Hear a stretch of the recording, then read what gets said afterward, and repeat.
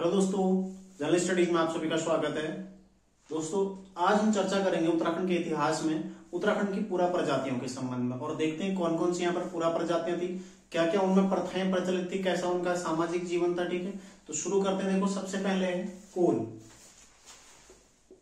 एक क्वेश्चन यहाँ से प्रत्येक पेपर में, आप यूकेपीएससी का कोई भी एग्जाम उठाकर देख लो, एक क्वेश्चन यहाँ से बनता ही बनता है। ठीक है, कोल प्रजाति जो कि उत्तराखंड की पुरा प्रजाति, ठीक है, सर्वाधिक पुरा प्रजाति।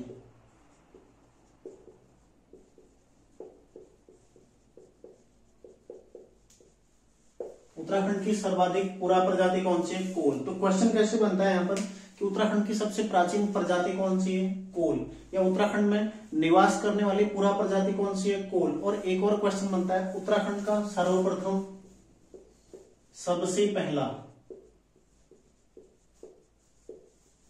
नृजातीय समूह, ये भी सब क्या है? एक है। ठीक है, नृजातीय समूह। तो कई सारे लोग इसमें कंफ्यूज हो जाते हैं कि नृजातीय समूह क्या है, पुरा प्रजाति क्या है, दोनों एक ही चीज है। ठीक है, तो ये क्वेश्चन भी बनता है कि उत्तराखंड का सबसे पहला नृजातीय समूह है, ऐसे क्वेश्चन बनता है। निम्न में से उत्तराखंड का सबसे पहला नृजातीय समूह है कोल, किरात, खस, भोटिया।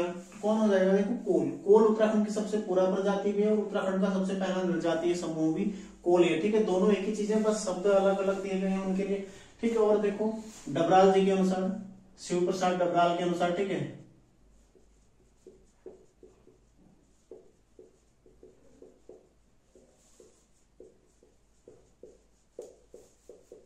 इनके अनुसार भी कोल ही, ठीक है, कोल उत्तराखंड की पुरा प्रजाति है।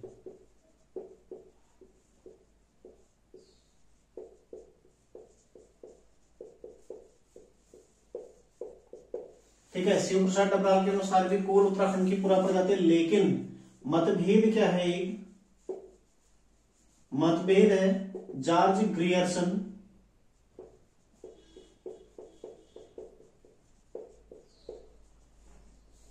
इनके अनुसार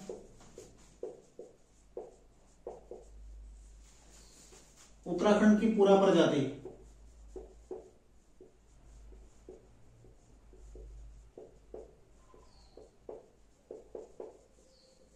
कौन सी? किरात। ठीक है, मतभेद क्या है? जॉर्ज ग्रियर्सन जो कि महान भाषा वैज्ञानिक थे, ठीक है, इनके अनुसार उत्तराखंड की पुरा प्रजाति क्या है? किरात। लेकिन अन्य सभी विद्वान और शिव प्रसाद डबराल जी के अनुसार उत्तराखंड की पुरा प्रजाति कौन सी है? कोल है। ठीक है, ये आपने ध्यान रखना है। प्रथम आदिम जाति भी आप इसको बोल सकते हैं, नरजातीय समूह या प्रथम आदिम जाति। ठीक है, तो सारे क्वेश्चन एक है, बिल्कुल भी कंफ्यूज नहीं होना है। एग्जामिनर पहले उसको पढ़ो, पेपर को अच्छे से पढ़ो, उसने पूछा क्या है, उसके बाद सीधा कोल पर टिक कर दो। ठीक है, कुछ भी पूछे, प्रथम आदिम जाति, प्रथम नरजातीय समूह या पहला नरजातीय समूह या फिर पुरा प्रजाति, कौन है? सारे के सारे कोल है। ठीक है, आंसर हो जाएगा इसका कोल। डबराल जी के अनुसार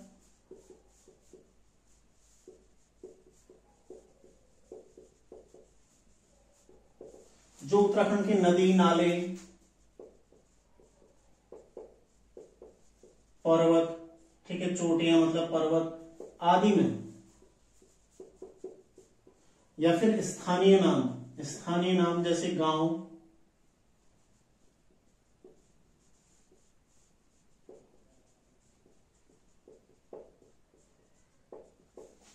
कोल प्रभाव, कोल सभ्यता जो रही थी, ठीक है, कोल प्रभाव दृष्टिगोचर होता है, कोल प्रभाव दिखाई देता है। ठीक है,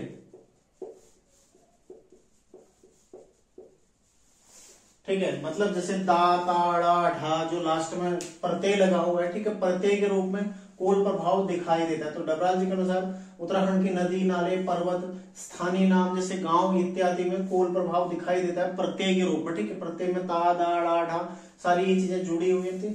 तो डबराल जी इनको सबसे पुरा प्रजाति भी मानते हैं और उनके अनुसार उत्तराखंड में वर्तमान में भी इनकी जो चीजें हैं वो अभी उत्तराखंड की संस्कृति से जुड़ी हुई है। ठीक है, ये भी आप लोगों ने ध्यान रखना है। पुरा साहित्य में, पुरा साहित्य मतलब जो धर्म साहित्य, ठीक है, पुरा साहित्य या फिर तो धार्मिक साहित्य, ठीक है, या धार्मिक साहित्य है, उसमें क्या कहा गया? कोलों को, पूरा साहित्य में कोलों को मुंड या सबर, नाम याद रखिएगा, मुंड या सबर, ठीक है, कहा गया है। ठीक है, इसको बिल्कुल आप लोग भूलना नहीं है, पूछा जाएगा कि पूरा साहित्य में कोलों को किस नाम से संबोधित किया गया, मुंड या सबर नाम से इनको संबोधित किया गया। ठीक है, और इसके अनुसार मतलब पूरा साहित्य के अनुसार, इसके अनुसार कोल क्या थे, अनार्य। अनार्य मतलब जो आर्य सभ्यता थी, आर्यों के विपरीत रहे थे कोल। ठीक है, ये कहने का मतलब ये है। तो पूरा साहित्य के अनुसार कोलों को मुंड या सबर कहा गया, और इसके अनुसार कोल क्या थे, अनार्य थे, मतलब आर्यों के विपरीत थे। ये भी आपने ध्यान रखना है। ठीक है, और देखने में कुरूप और भद्दे इस तरह के होते थे। देखो बनावट, बनावट कैसी थी इनकी, मतलब शारीरिक बनावट की यहां पर बात हो रही। ठीक है, कद, कद है नाटा, मतलब छोटा कद का, नाटा कद। ठीक है, कृष्ण वर्ण मतलब सांवला रंग, कृष्ण वर्ण। ठीक है, चपटी नाक, इमेज भी बनाते जाओ मन ही मन में। ठीक है, तो आज समझने में आसानी होगी। चपटी नाक, मोटे, ठीक है, मोटे होंठ,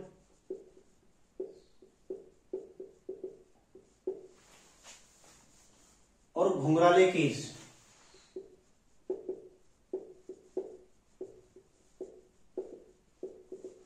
और अनार्य। ठीक है, अनार्य टाइप के, अनार्य जो आर्य थे, यहाँ पर आर्य सभ्यता थी, उनके विपरीत इनकी बनावट थी। ठीक है, अनार्य की बनावट थी। देखो नाटाकद, आपने नाटाकद, कृष्ण वर्ण, चपटी नाक, मोटे होंठ, घुंघराले केस और अनार्य। ठीक है, अगर इनको समझना, देखो एक मैं आपको उदाहरण देता हूं।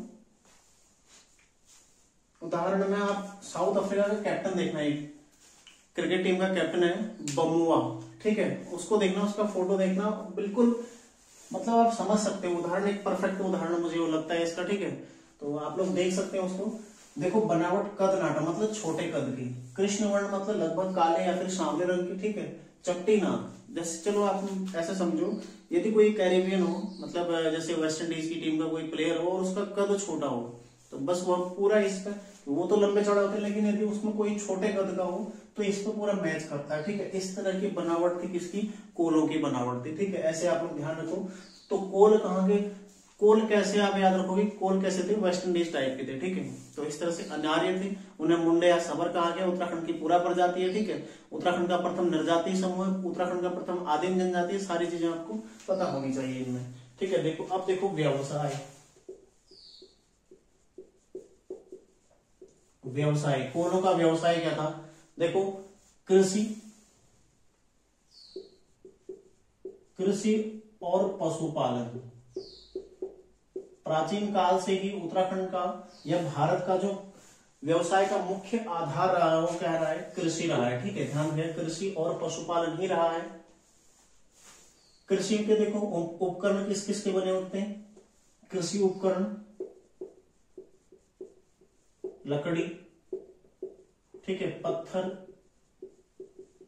और बांस। आदिम जनजाति की हम बात कर रहे हैं, पूरा जनजाति की बात कर रहे हैं, तो कहीं ना कहीं उस समय पर मानव इतना विकसित नहीं था। ठीक है, लोहे का प्रयोग भी नहीं जानता था, अन्य धातुओं का प्रयोग भी नहीं जानता था। तो उपकरण किसके बने होते, मुख्यतः लकड़ी, पत्थर, बांस इत्यादि के बने होते थे। ठीक है, इसके अलावा देखो पशुपालन में, ये कृषि उपकरण हो गए। पशुपालन में क्या क्या पशु थे इनके पास, पशुपालन में मुख्यतः हाथी, घोड़े, कुत्ते, मोर। ठीक है, ये मोर, कीट पालन हो गया। ठीक है, मोर, और मोर तो पक्षी का हो गया। ठीक है, कीट हो गया मधुमक्खी। तो ये सारी चीजें ये लोग करते। ठीक है, हाथी, घोड़े, कुत्ते ये इनके पशु थे। ठीक है, पक्षी, मोर और कीट पालन में मधुमक्खी। ठीक है, ये पशुपालन का प्रमुख, जो इनके आय का प्रमुख सोर्स था, इनका व्यवसाय था प्रमुख, उसमें पशुपालन और कृषि का ये। ठीक है, इसके अलावा देखो सामाजिक जो इनका जीवन था, सामाजिक जीवन, एक एक चीज आपको, छोटी छोटी चीज आपको पता होनी चाहिए। ठीक है, सामाजिक जीवन देखो, इनके सामाजिक जीवन की एक प्रमुख प्रथा क्या थी, कुमार कुमारी ग्रह प्रथा थी। ये कुमार कुमारी ग्रह, कुमार कुमारी गृह। ठीक है, कुमार कुमारी गृह इनकी एक प्रथा थी। ये प्रथा क्या थी, आप लोगों ने भोटिया समाज की यदि एक प्रथा सुनी हो, रणबड़ नियम या युवाग्रह, ठीक है, ये भी क्या था, युवाग्रह प्रकार की प्रथा थी, जिसमें क्या होता है कि जितने भी युवक और युवतियां हैं, ठीक है, एक घर में, मतलब जैसे मान लीजिए आज के हिसाब से पार्टी का आयोजन करते हैं, मतलब उस समय के हिसाब से इनको युवाग्रह बोला जाता है। लेकिन यदि आप देखें तो कई सारे लोग एकत्रित होकर, युवक युवतियां एकत्रित होकर क्या पार्टी टाइप ही करेंगे और हर कोई अपनी पसंद के हिसाब से लड़का या लड़की पसंद करेगा और विवाह कर लेगा, ठीक है। तो ये क्या था, कुमार कुमारी ग्रह प्रथा, तो इनकी भी यह समान प्रथा थी, ठीक है, ये इसमें प्रचलित थी। इसके अलावा देखो कोल सैंधवों की भांति, सैंधव सभ्यता जो थी, हड़प्पा सभ्यता, ठीक है, सैंधवों की भांति मृतकों को खुले में फेंकते थे, ठीक है, मृतकों को खुले में फेंकते थे तथा मृतक की अस्थियां एकत्रित करते थे।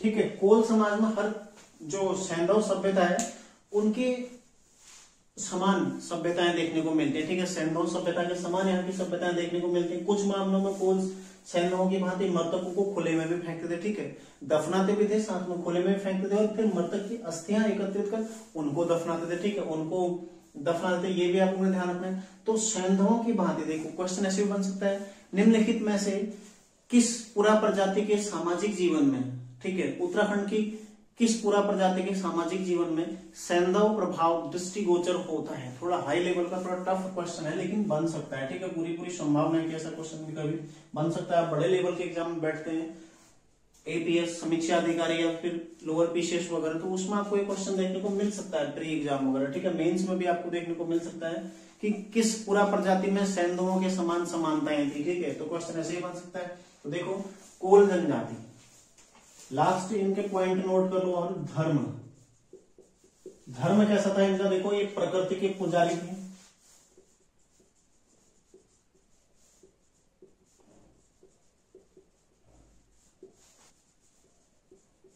वृक्ष पूजन, देवी देवता पूजन, ठीक है, ये इनमें प्रचलित था। इसके अलावा देखो लिंग पूजन, ये भी इनमें प्रचलित था, ठीक है, तो ये सारी चीजें इनमें, और नाग पूजा,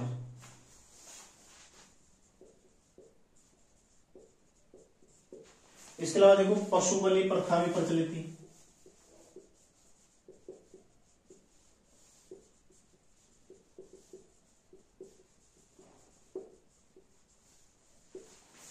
अब देखो कोल जनजाति, ठीक है, उत्तराखंड की प्रथम आदिम जाति कौन सी है, कोल।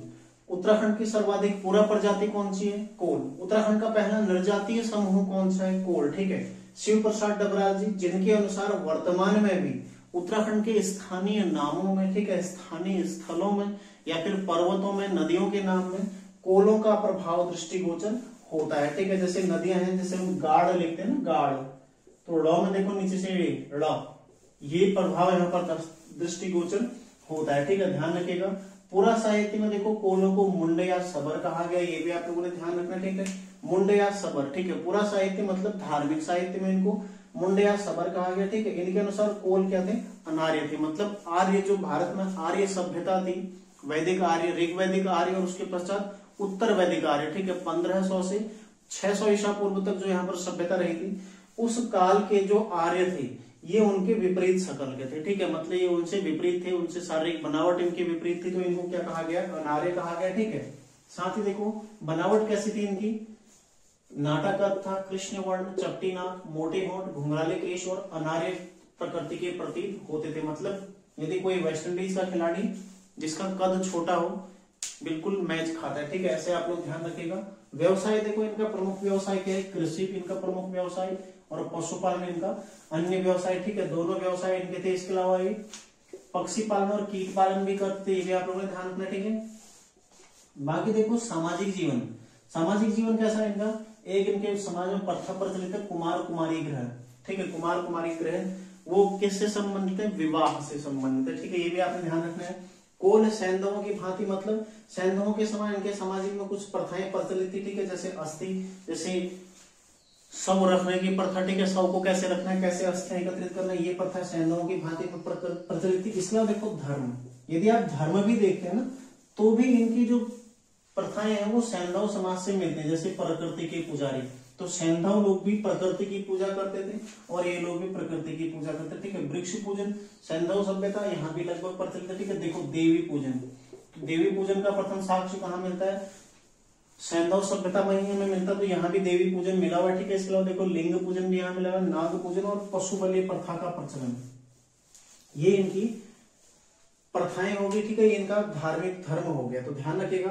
प्रकृति के पुजारी थे, वृक्ष पूजा करते थे, देवी देवताओं का पूजन करते। अब क्वेश्चन पता है कैसे बनेगा, क्वेश्चन यदि एग्जामिनर थोड़ा सा एग्जाम को टफ बनाए, टफ कुछ नहीं, देखो हमने सारी चीज पढ़ ली, अगर इसमें भी टफ बनाए एग्जाम को तो हम जिन चीजों को इग्नोर करने की सोचते हैं ना वहीं से क्वेश्चन बन जाता है।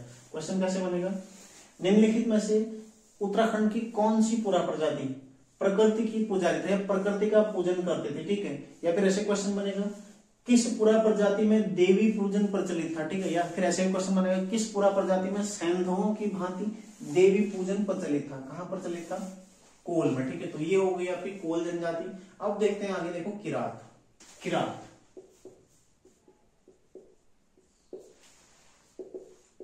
किरात, ठीक है। तो किरातों का नाम क्या हो जाएगा, सबसे पहले तो कीर, किन्नर या फिर कीर पुरुष,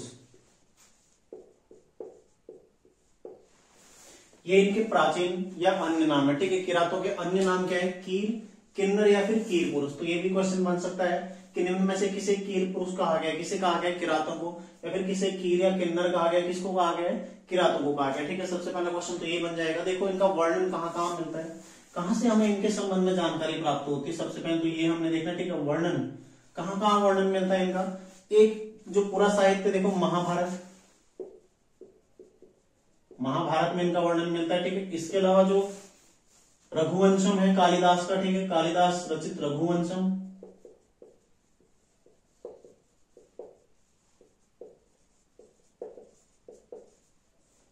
ठीक है, रघुवंशम। इसके अलावा मत्स्य पुराण मिलता है, ठीक है, मत्स्य पुराण,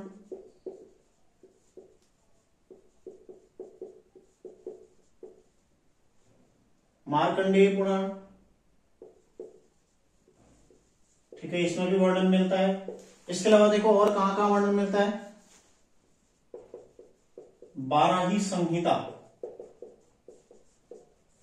ठीक है, इसमें इनका वर्णन मिलता है। इसके अलावा देखो रामायण में मिलता है,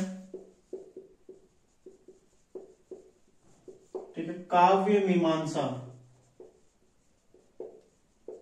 किसके द्वारा रचित है, राजशेखर, ठीक है, राजशेखर द्वारा रचित काव्य मीमांसा में इनका वर्णन मिलता है, ठीक है। और इसके अलावा स्कंद पुराण, स्कंद पुराण जो कि क्या है, हमारा पूरा साहित्य, ठीक है, ये भारतीय साहित्य मतलब हमारे पूरा साहित्य। इसके अलावा देखो विदेशी विवरण,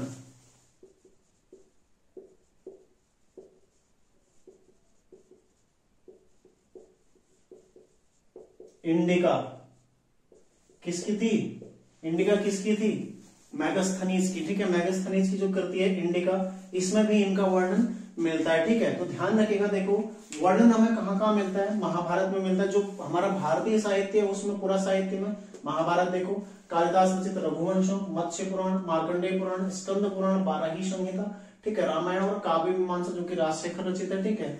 इसके अलावा देखो विदेशी विवरण इंडिका जो कि मैगस्थनीज के द्वारा रचित की गई, यहाँ पर इनका वर्णन मिलता है। राहुल सांकृत्यायन के अनुसार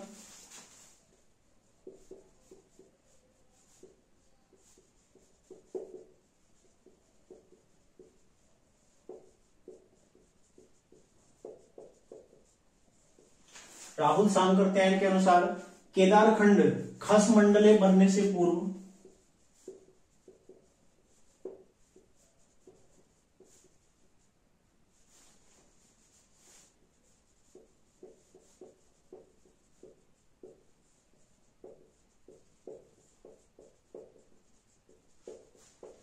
ठीक है, किरात मंडले था, ठीक है, ध्यान रखिएगा, किरात मंडले था। केदारखंड यानी कि जो गढ़वाल का हिस्सा है, खस मंडले बनने से पूर्व क्या था, किरात मंडले था, ये भी आप लोगों ने ध्यान रखना, ठीक है। और स्कंद पुराण में स्कंद पुराण में किरातों को किस शब्द से संबोधित किया गया? भिल्ल शब्द से। ठीक है, भिल्ल शब्द किसमें? केदार खंड में। ठीक है, केदार खंड में किरातों के लिए कौन सा शब्द प्रयुक्त हुआ है? भिल्ल। ठीक है, भिल्ल शब्द प्रयुक्त हुआ है। तो ध्यान रखिएगा। देखो कुछ लोगों के मेरे पास मैसेज आए कि मैं आप लोगों को पहले बोर्ड पर लिख दूं, उसके पश्चात आपको समझा दूं, तो उससे देखो कुछ फायदा नहीं होता है। जो नए बच्चे हैं, जो पहली बार तैयारी कर रहे हैं, फिर नए सिरे से तैयारी कर रहे हैं, ठीक है, जिन्होंने पहले पढ़ रखा है, देखो जो 6-7 साल से तैयारी कर रहा है उसके लिए तो रिकॉर्डेड मैटर दे दूं, उसका रिविजन हो रहा है। लेकिन यदि मैं एक एक चीज यहाँ पर लिख के आपको बताता हूँ तो उससे एक क्लास की फीलिंग आती है कि हम वहाँ वाकई क्लास में पढ़ रहे हैं। रिकॉर्डेड मैटर तो मैं आपको टाइप करके उसका वीडियो बनाकर भी दे सकता हूँ, लेकिन उसमें कोई फायदा नहीं है। उसमें आप लोगों को वो चीज, वो फीलिंग नहीं आती है मन में। ठीक है, जो क्लास, एक क्लास देखने में आती है, लिखते हुए देखने में आती है। यदि आप लोग मेरे से ऑफलाइन क्लासेस पढ़ते तब भी मैं आपको ऐसे ही पढ़ाता। ठीक है, वहां पर तो लिखित नहीं दे सकता था, वहां पर भी मैं आपको क्लास में लिखा था, बोर्ड पे समझाता। तो बोर्ड पे समझाने का तरीका, मतलब बोर्ड पे समझाने का जो पढ़ने का तरीका है ना, वो थोड़ा अलग ही रहना चाहिए। उसको मैं रिकॉर्डेड मैटर में आपको ऐसे नहीं दे सकता हूँ। ठीक है, तो इस तरह से ही मैं कराऊंगा आपको। देखो स्कंद पुराण में किरातों को क्या कहा गया? भिल्ल शब्द कहा गया। और किस में कहा गया? स्कंद पुराण के भी केदार खंड में इनको कहा गया। ठीक है, प्रजाति देखो, ये किरात मतलब मंगोल प्रजाति से संबंधित है। ठीक है, पहले कई बार क्वेश्चन बन चुका है, मंगोल प्रजाति से संबंधित है। ठीक है, ध्यान रखिएगा, मंगोल प्रजाति से संबंधित है। ठीक है, इसको आप लोग ध्यान रखिएगा, नोट कर लीजिएगा, क्वेश्चन बनेगा ये पक्का। ठीक है, देखो शारीरिक बनावट,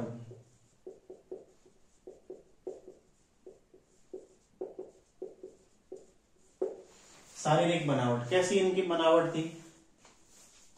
चपटी मुखाकृति,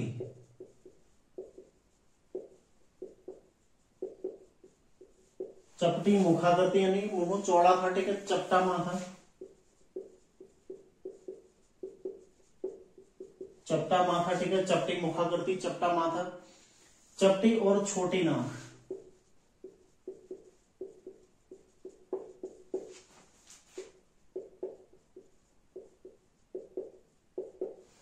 चपटी और छोटी नाक। ठीक है, दाढ़ी मूछों की अल्पता, मतलब दाढ़ी मूछ भी नहीं थी इन पर। ठीक है, दाढ़ी मूछों की अल्पता।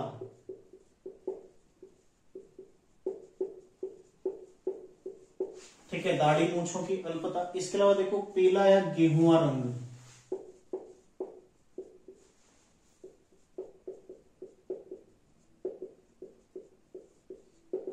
मैं ये क्यों लिखा रहा हूं? ताकि आपकी एक इमेज बन जाए। ठीक है, आप एक इमेज यदि आपकी व्यक्ति की बन गई ना मन में, तो इनको आप समझ जाएंगे फिर। ठीक है, इसलिए मैं ये चीजें लिखा रहा हूं आपको। पीला या गेहुआ रंग इनका था। ठीक है, इसके अलावा देखो नाटाकर,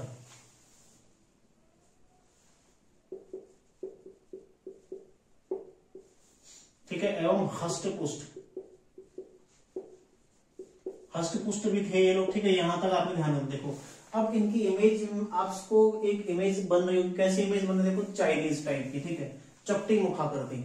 आप किसी चाइनीज का फेस देखना या फिर किम जोंग उनका फेस देख लो। ठीक है, बहुत बड़ा मुंह, चपटा मुंह। ठीक है, छोटा कद, नाटा कद। ठीक है, दाढ़ी मूछ आती है नहीं चाइनीजों को वैसे भी। ठीक है, थोड़ा रंग अलग हो सकता है, बाकी चपटी और छोटी नाक, मतलब इस तरह की एक इमेज आप बना लो मन में। ये थे किरात लोग। ठीक है, आपने ये ध्यान रखना। देखो इसके अलावा व्यवसाय, व्यवसाय कृषि और पशुपालन। ठीक है, पशुपालन ध्यान रखना है। ये क्या थे? भ्रमणकारी प्रवृत्ति के पशुपालक थे। ठीक है, भ्रमणकारी प्रवृत्ति।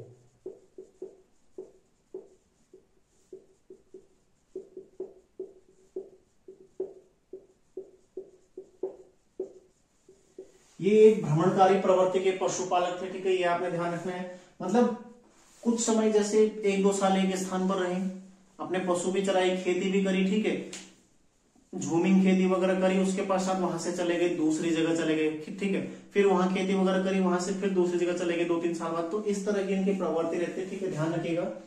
ये एक भ्रमणकारी पशुपालक थे और ऋतुओं के अनुसार अपना और अपने पशुओं का आवास बदलते थे। साथ ही देखो कृषि और पशुपालन इनका क्या था? महत्वपूर्ण कार्य था। ठीक है, इनका प्रिय भोजन क्या था? सत्तू। ये भी क्वेश्चन बन चुका है पहले। किरातों का प्रिय भोजन, क्या था इनका प्रिय भोजन? सत्तू। ठीक है, सत्तू इनका प्रिय भोजन था, ये भी आप लोग ध्यान रखिएगा। देखो धार्मिक जीवन, सारी चीजें हम चर्चा करें तो धार्मिक जीवन पर भी हमें चर्चा करना। ठीक है, धार्मिक जीवन कैसे थे? धर्म प्रधान थे। ठीक है, धर्म प्रधान थे। पहला पॉइंट तो ये हो गया कि धर्म प्रधान थे। उसके अलावा देखो बहुदेववाद के समर्थक थे।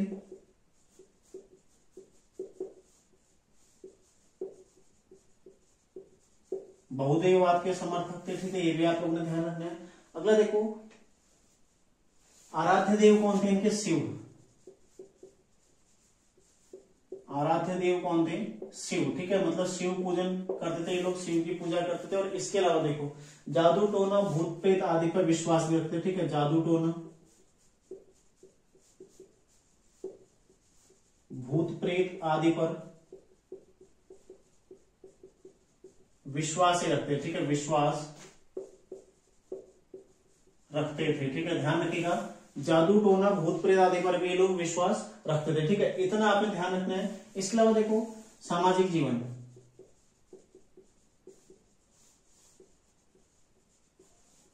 सामाजिक जीवन कैसा था? एक सामान्य सामाजिक जीवन था, कठोरता का अभाव था। क्योंकि देखो 2 साल एक जगह पर रहेंगे उसके बाद चले जाएंगे। ठीक है, कठोरता का अभाव था, कोई विशेष प्रथाएं यहां प्रचलित नहीं थी। ठीक है, और संयुक्त परिवार प्रथा प्रचलित थी।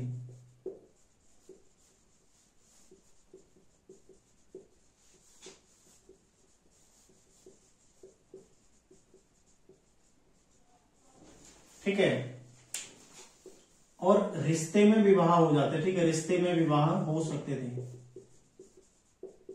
ठीक है, जैसे मामा है, बुआ है, इनके लड़के लड़कियां आपस में विवाह कर सकते। ठीक है,